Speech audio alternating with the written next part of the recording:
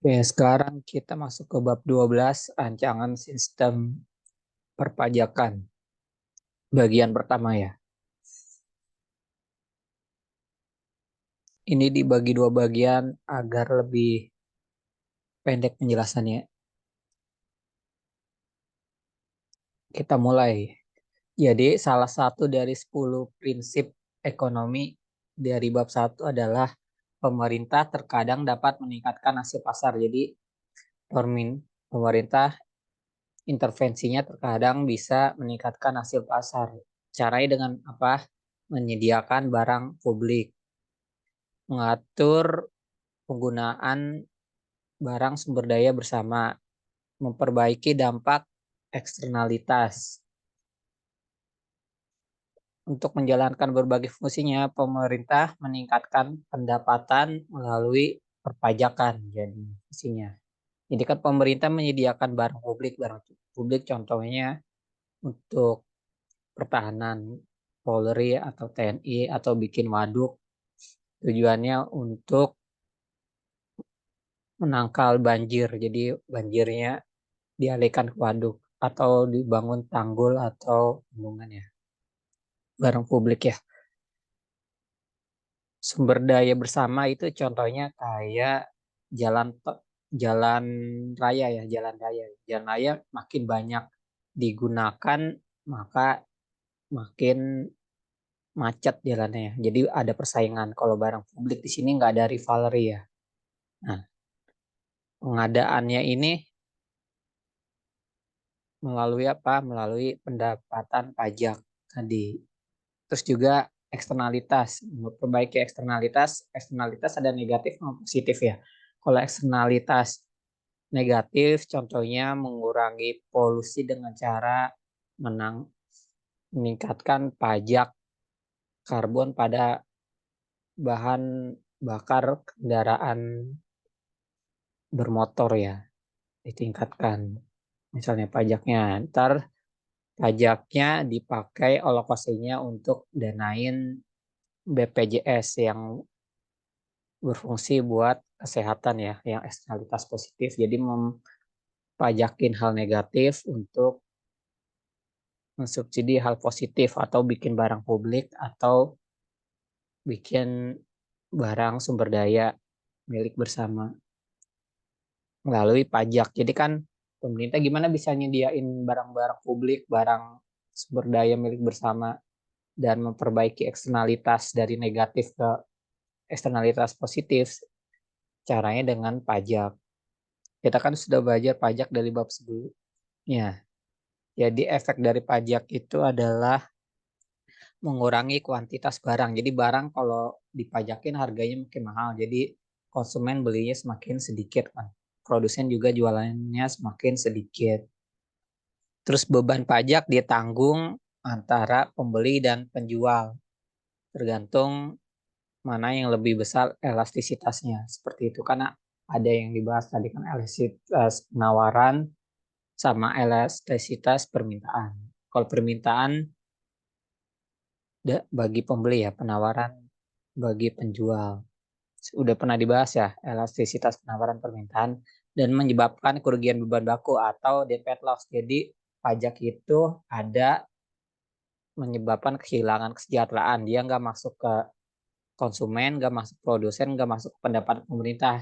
Ini adalah namanya debt weight loss. Jadi ada kesejahteraan yang hilang yang nggak masuk ke konsumen, produsen atau ke penerimaan pemerintah.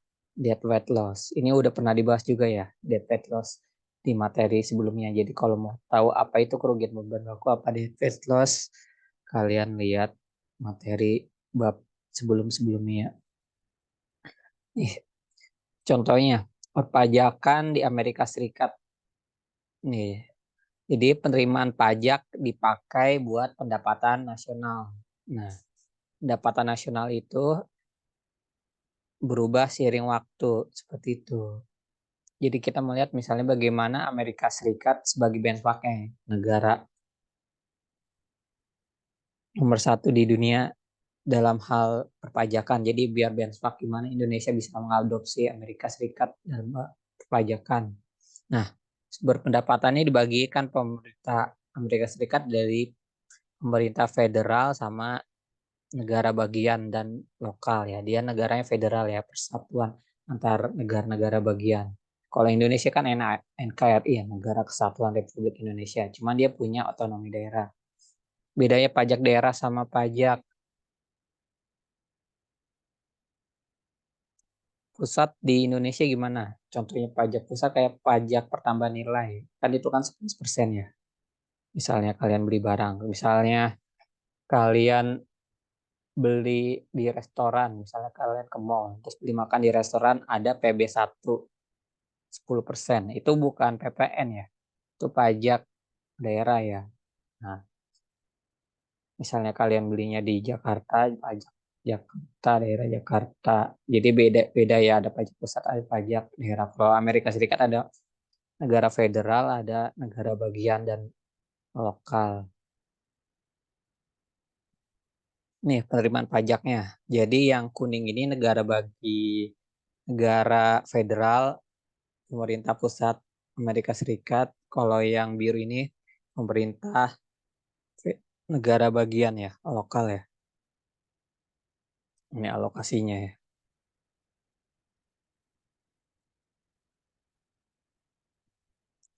Jadi penerimaan pemerintah presentasinya per produk domestik bruto atau gross product GDP, gross domestic product nih. Contohnya nih, jadi untuk negara Swedia, dia 50% penerimaannya dari total perekonomian ya, gross domestic product atau produk domestik bruto artinya barang dan jasa yang diproduksi di negara itu. Ya, jadi setiap barang dan jasa yang diproduksi negara itu pada tahun tersebut. Seperti itu. Jadi pendapatan pajak per total perekonomiannya paling tinggi nih, dia 50% penerimaan pajaknya dari total perekonomian. Yang kedua diikuti Prancis 45%, United Kingdom 37%, Jerman 36%, Kanada 36%. Bisa dilihat di sini negara maju penerimaan pajaknya tinggi ya dari total perekonomiannya ya. Cuman penerimaan pajaknya benar-benar dialokasiin lagi ke masyarakatnya. Jadi tujuannya untuk pemerataan pendapatan ya. Seperti itu misalnya. Kenapa di negara maju kriminalitasnya rendah? Nah ini tadi penerimaan pajaknya dikembalikan ke masyarakat. Jadi untuk mendanai masyarakat yang kurang mampu. Contohnya di Swedia. Jadi di situ insentif orang untuk melakukan kriminalitas kecil karena sudah didanai oleh dana pajak dari pemerintah, sudah dinaungi sama pemerintahnya. Kemudian lanjut ke ada Rusia, Brazil, United States, Amerika Serikat, Jepang, Meksiko, Chili, China, India. Biasanya negara berkembang seperti Meksiko, Chili, China nih, India. China masuknya negara maju sih, cuman dia pendapatan per kapitanya masih kecil ya. Soalnya penduduknya banyak ya. Kayak Indonesia kan masuk G20. Jadi 20 negara terbesar. Cuman pendapatan per kapitanya masih menengah ke bawah. Negara China juga ini kan kalau di sini ini pendapatan per kapita atau pendapatan per orangnya tinggi ya. Di sini pendapatan per kapita rendah, jadi pajaknya rendah. Ini soalnya kalau pendapatan rendah pajaknya tinggi, nggak masuk akal dong. Udah pendapatannya rendah, pajaknya tinggi, jadi kayak nggak cukup buat biaya hidup sehari-hari. Sedangkan kalau di sini kan pendapatannya sudah tinggi, pendapatan per kapitanya kalau dipajakin tinggi juga, jadi masih bisa hidup buat sehari-hari seperti itu. Jadi justru ini tujuannya itu agar lebih merata. Beda ya di negara maju sama negara berkembang ya. Kenapa negara berkembang pajaknya lebih rendah? Karena kalau pendapatan kecil dipajakin tinggi ya rugi dong masyarakatnya. Seperti itu. Nih. pemerintah Federal Amerika Serikat tahun 2007. Penerimaannya paling banyak dia dari pajak penghasilan 45%. Terus ada pajak asuransi sosial 33%, terus pajak untuk perusahaan. Ini kalau Indonesia namanya pajak badan ya.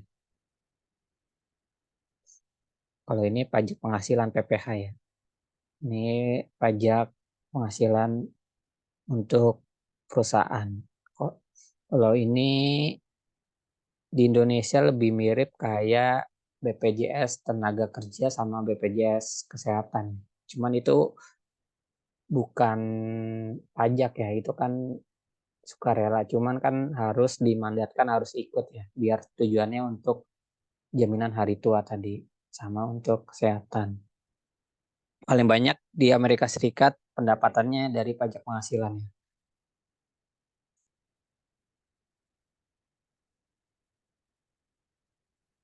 Nah, itu tadi pemerintah federal.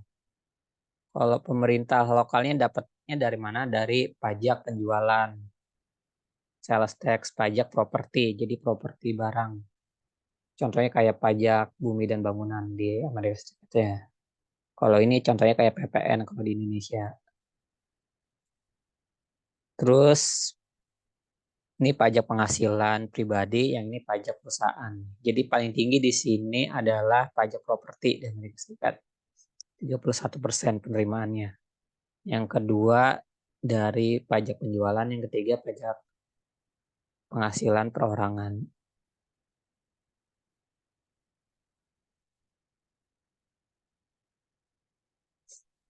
Seperti itu ya. Kalau Indonesia ini masuknya ke PPN ya. PPN. Properti, pajak bumi dan bangunan. Terus kalau kendaraan ada pajak kendaraan ya. Pajak kendaraan bermotor. Ini PPh satu ya. Kalau pajak penghasilan ya. Kalau ini adalah PPh badan ya. PPh 17.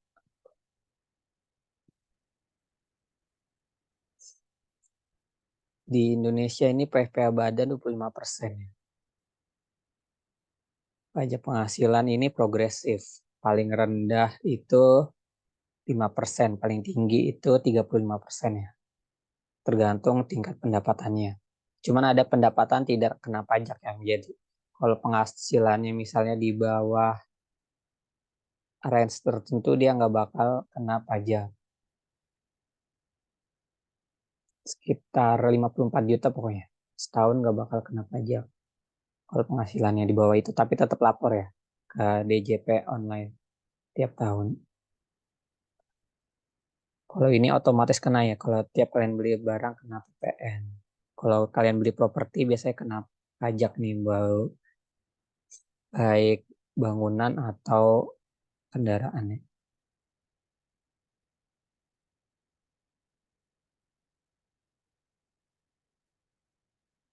Pajak dan efisiensi.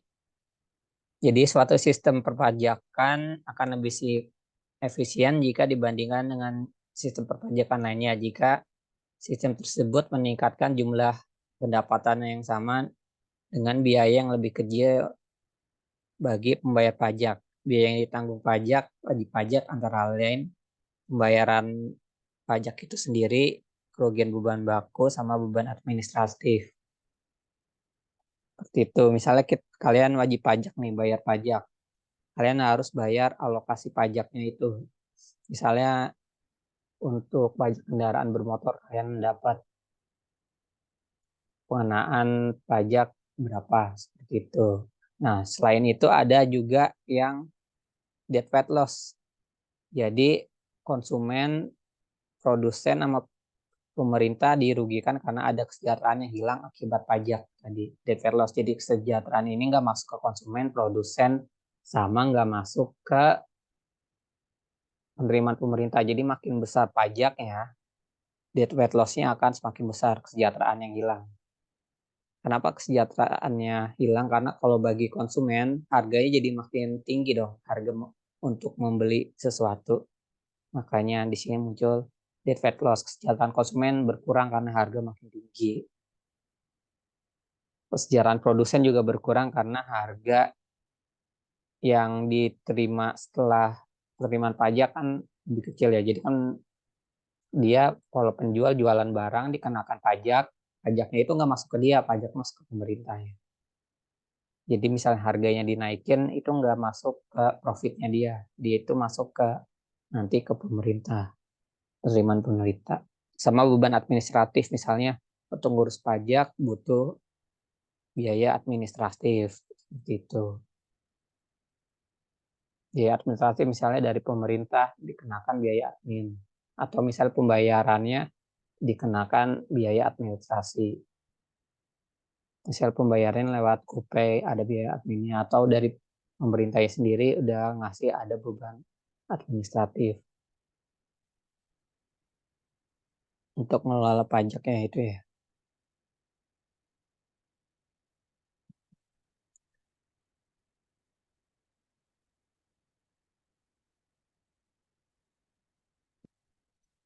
Jadi salah satu dari 10 prinsip ekonomi adalah masyarakat merespon insentif. Nah, pajak mendistorsi insentif itu, menyebabkan masyarakat mengelola sumber dayanya berdasarkan insentif pajak, bukan berdasarkan biaya dan manfaatnya. Hasilnya kerugian beban baku, penurunan kesejahteraan wajib pajak melebihi pendapatan pajak yang diimpun. Contohnya, debt fat loss, jadi insentif pajak. Jadi yang disebut insentif pajak misalnya apa? Kalau pajaknya tinggi, kita cenderung untuk mengurangi konsumsi barang itu. Contohnya sekarang kayak pajak mobil listrik kan PPN-nya 1% ya. Jadi itu menginsentif masyarakat untuk beli mobil listrik. Itu karena PPN-nya 1%. Kenapa mobil listrik? Tujuannya untuk mengurangi pencemaran karbon ya. Dari akibat bahan bakar minyak ya. Sedangkan kalau beli mobil dengan bahan bakar minyak, pajaknya 11% ya. Jadi kan ada insentif daripada kena pajak 11% beli mobil dengan kendaraan minyak, bahan bakar minyak, mending beli mobil listrik. Pajaknya cuma 1% PPN-nya. Seperti itu ya. Jadi ada insentifnya masyarakat. Debt fat loss. Jadi makin besar pajaknya, debt fat loss-nya juga makin besar kerugian beban bakunya.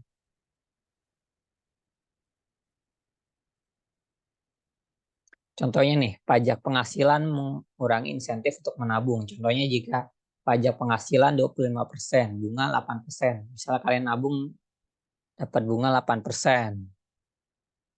Nah, dipajakin 25%. Jadi 25% dari 8% itu kan 2%. Jadi 8 dikurang 2% sama dengan 6%. Jadi bunga yang kita dapat akibat menabung cuma 6%. Seperti itu. Pendapatan yang hilang seiring berjalannya waktu. Beberapa ekonom menganjurkan mengenakan pajak pada konsumsi dibandingkan pendapatan. Jadi akan mengembalikan insentif untuk menabung. Untuk keamanan pendapatan pensiun individu dan pertumbuhan ekonomi jangka panjang. Jadi masyarakat jika ingin masuk ke golden ratio itu kaidah emas di ekonomi adalah itu seharusnya masyarakatnya lebih menabung di masa depan seperti itu dibanding konsumtif untuk menabung buat investasi ya. Jadi seperti contohnya masyarakat Jepang, masyarakatnya lebih suka menabung daripada konsumsi ya sampai masyarakat sampai pemerintah Jepangnya itu sudah ngurangin bunga tabungan tetap aja masyarakatnya tetap suka menabung karena dia mikirin masa depannya, mikirin pensiun individu karena di Jepang juga usia harapan hidupnya tinggi ya di atas 80 tahun. Jadi dia pengen semasa kerjanya ini nanti dipakai untuk pensiun nanti. Kalau Indonesia tingkat harapan hidupnya rata-rata 70%. 70%, 70 tahun. Seperti itu. Nih, contohnya kalau di Indonesia PPh final yang 4 ayat 2 itu pajak penghasilan 20%. Itu artinya kalau kita dapat bunga dikenakan pajak 20%. Sedangkan untuk pajak konsumsi, contohnya untuk pajak PPN kena 11%. Jadi kenapa masyarakat Indonesia cenderung konsumtif? Karena kalau dia nabung dikenakan pajak 20%. Kalau dia belanja dikenakan pajak 11% ya kan. Jadi masyarakatnya terinsentif untuk belanja daripada menabung. Harusnya pajak tabungan ini lebih kecil daripada konsumsi ya, agar masyarakatnya lebih suka menabung. Seperti itu. Ya, jadi insentif ya. Jadi kalau pajaknya tinggi, jadi menginsentif orang untuk tidak melakukan hal itu. Contohnya tidak menabung. Kalau pajak tabungan tinggi kan 20% kan tinggi ya. Misalnya nabung.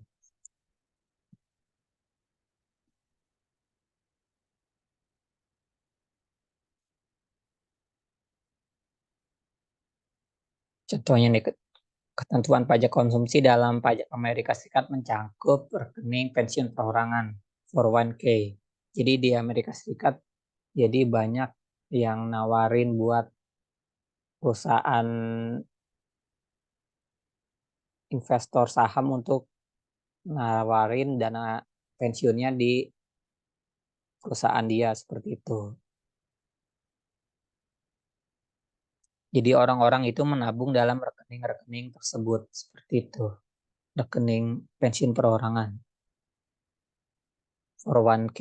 Kalau Indonesia ini untuk pensiun ada yang disebut jamin BPJS tenaga kerjaan ya, jaminan hari tua. Jadi kalau sudah usia pensiun bisa diambil atau misalnya berhenti bekerja karena di PHK bisa diambil dananya. Seperti itu. Kalau di Amerika Serikat dana tersebut itu tidak dikenakan pajak sampai ditarik pada usia pensiun. Jadi dana yang ditabung ini nggak dikenakan pajak kan, dana tabungannya ini nggak kena pajak di Amerika Serikat. Jadi misalnya dana tabungan untuk pensiun nggak dikenakan pajak. Tabungan pensiun. Nih, kalau di Eropa ada yang namanya PPN Eropa, pajak pajak konsumsi ya.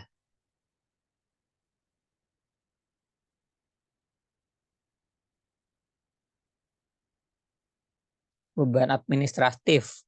Beban administratif termasuk waktu dan uang yang dikeluarkan untuk mematuhi undang-undang perpajakan. Jadi misalnya bikin undang-undang perpajakan kan butuh waktu, butuh uang ya, biaya administratif untuk bikin undang-undang perpajakan. Terus juga mendorong pengeluaran sumber daya untuk penghindaran pajak.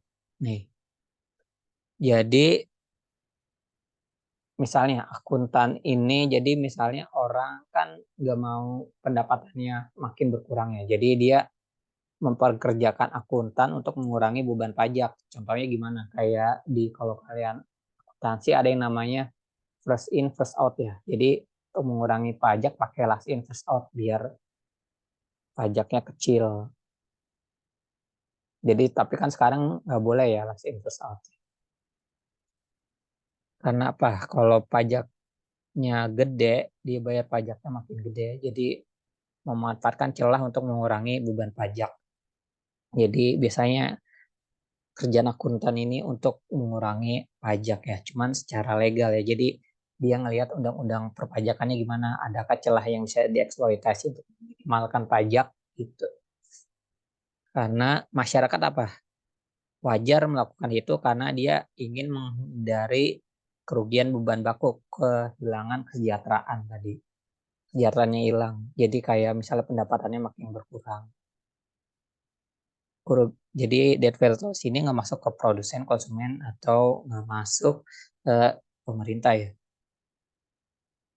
Nah, hal ini bisa dikurangi jika sistem perpajakan disederhanakan, menghilangkan celah-celah yang ada yang secara politis sulit dilakukan. Misalnya kalau undang-undang perpajakannya itu sulit, karena misalnya undang-undang perpajakan Indonesia kan sulit.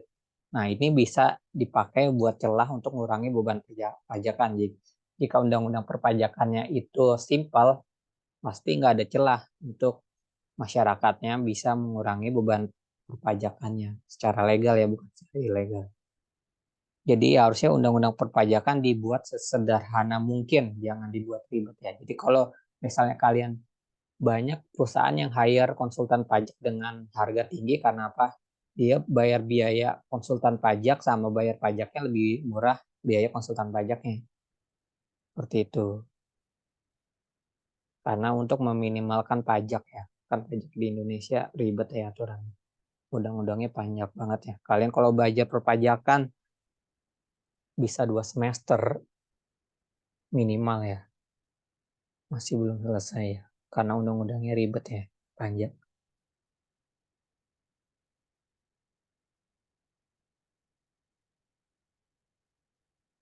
Tarif pajak rata-rata. Tarif pajak marginal. Jumlah pajak yang dibayarkan dibagi dengan jumlah pendapatan untuk mengukur pengorbanan yang dilakukan. Jadi ini dilihat pajak yang dibayar masyarakat berapa dibanding sama pendapatannya.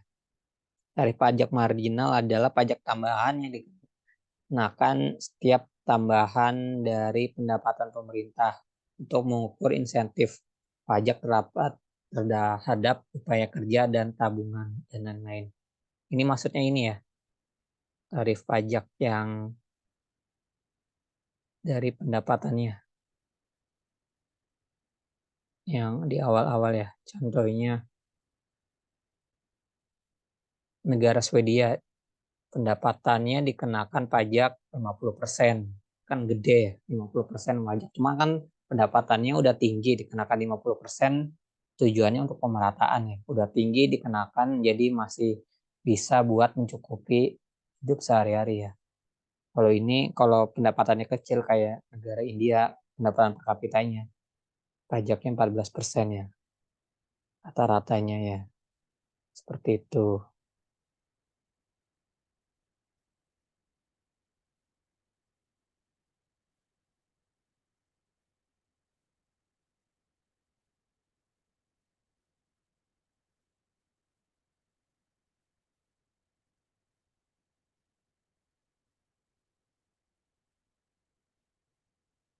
Kalau lamsam pajak artinya pajaknya dikenakan 4.000 per orang. Jadi dikenakan sama per orang. Misalnya $4.000 per orang pajaknya.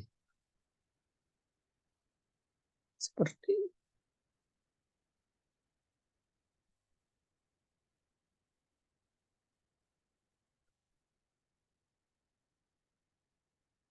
dikenakan sama per orang. Kalau pajak yang rata-rata ini misalnya pajaknya dikenakan berdasar persentase. Misalnya pajaknya 20% dari pendapatan. Pendapatannya 40.000 pajaknya 10% gitu misalnya. Nah, yang paling efisien ini adalah pajak tadi yang lapsam. Jadi pajaknya itu sama misalnya semuanya. Nah, ini untuk meminimalkan kerugian beban baku dead weight loss yang mendistorsi pajak. Jadi nggak perlu repot-repot mempekerjakan akuntan tadi. Jadi misalnya nggak perlu repot-repot pemerintah atau perusahaannya memperkerjakan akuntan untuk mencatat kwitansi kwitansi atau untuk mencatat pembukuannya ya. Nah, cuman hal ini dianggap tidak adil karena masyarakat miskin membayar yang sama besar dengan masyarakat kaya. Jadi yang paling efisien tadi jumlahnya udah ditetapin angkanya. Cuman di sini nggak efektif ya. Kalau yang tadi misalnya 10% kan butuh akuntan buat ngitung 10% dari total pendapatan berapa sih? Atau 20% total pendapatan. Kalau ini kenakan langsung misalnya $4.000 seperti itu. Misalnya kayak di Indonesia pajak untuk bara untuk pembelian barang dikenakan 5.000 untuk setiap barang atau setiap pajak penghasilan per tahun dikenakan 100.000 per orang. Jadi cuman ini nggak adil masyarakat miskin masih bayarnya sama kayak masyarakat yang kaya 100.000 juga. Karena udah catat secara nominal kan berarti beban administratifnya bisa dikurangi. Nih, cuman di sini dibilang tidak adil ya. Masa penduduk miskin bayar yang sama dengan penduduk kaya. Misalnya pajak penghasilan 100.000 per tahun yang miskin sama yang kaya. Nah, kan nggak adil ya. Jadi ada yang kaya gajinya 100 juta per bulan bayar 100.000, yang miskin gajinya 500.000 bayarnya 100.000, ya kan? Seperti itu. Nggak adil ya. Cuman di sini yang paling efisien tadi ya. Nah, demikianlah pertemuan materi untuk kali ini. Nanti dibahas lanjut ke pertemuan berikutnya tentang sistem perpajakan.